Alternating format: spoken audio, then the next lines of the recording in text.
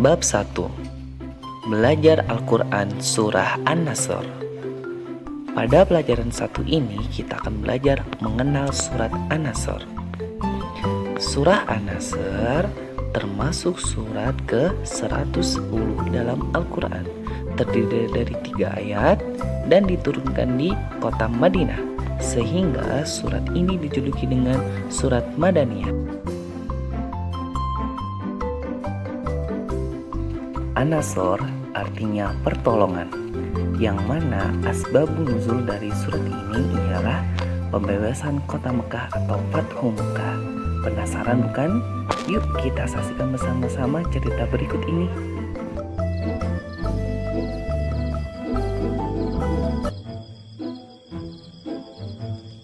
Nah anak-anak, alhamdulillah malam ini cukup cerah.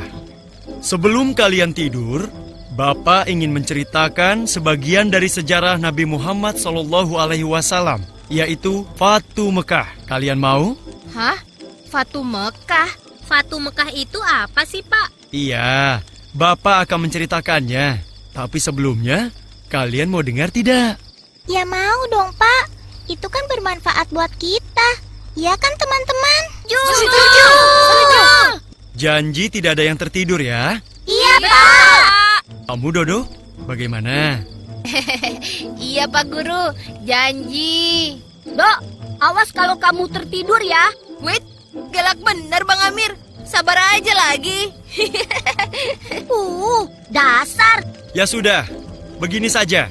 Yang mengantuk nanti harus segera cuci muka dan push up 3 kali. Setuju? Setuju! Hah? Push up 3 kali? Kenapa, Dok? Nggak kuat. Jangan sembarangan ya. Jangankan 3 kali, 30 kali Dodo layanin. Belagu kamu, Dok. Dodo gitu loh. Bagaimana kamu, Do? Setuju, Pak.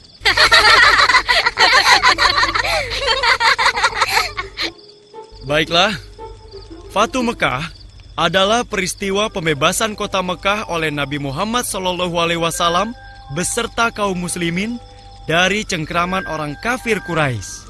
Terjadi pada tahun 630 Masehi atau bertepatan dengan 10 Ramadan 8 Hijriah. Ketika itu, Rasulullah SAW dengan kekuatan tidak kurang dari 10.000 orang pasukan berangkat dari Madinah setelah asar. Ini adalah sebuah operasi militer rahasia yang tidak diketahui orang-orang kafir Quraisy di Mekah. Pak Guru, apa penyebabnya sehingga Nabi mengerahkan pasukan sebesar itu?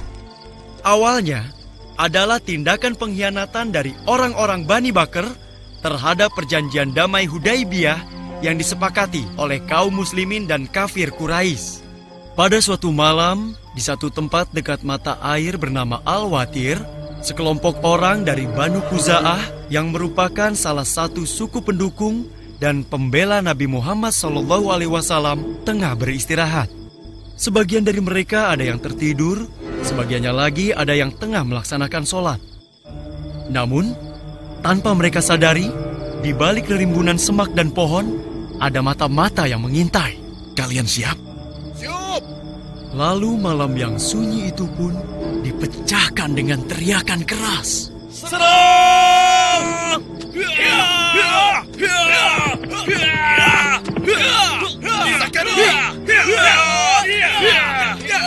Darah pun tertumpah kemana-mana.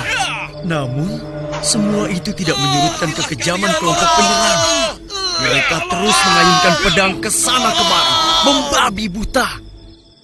Siapa yang menyerang, Pak Guru? Mereka adalah orang-orang Bani Bakr yang dibantu pasukan dari kafir Quraisy. Banu Khuza'ah tidak melawan.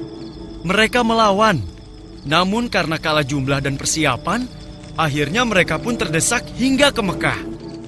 Syukurlah, ada salah seorang dari Bani Khuza'ah yang bernama Amir bin Salim berhasil meloloskan diri dari kepungan.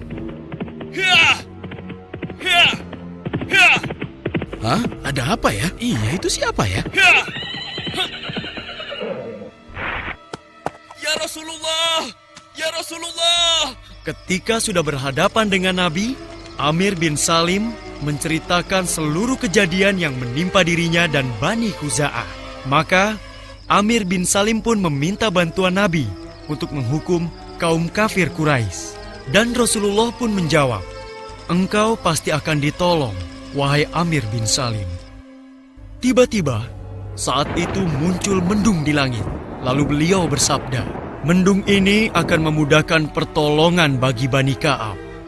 Nah, inilah yang menjadi awal pengiriman pasukan kaum muslimin ke kota Mekah.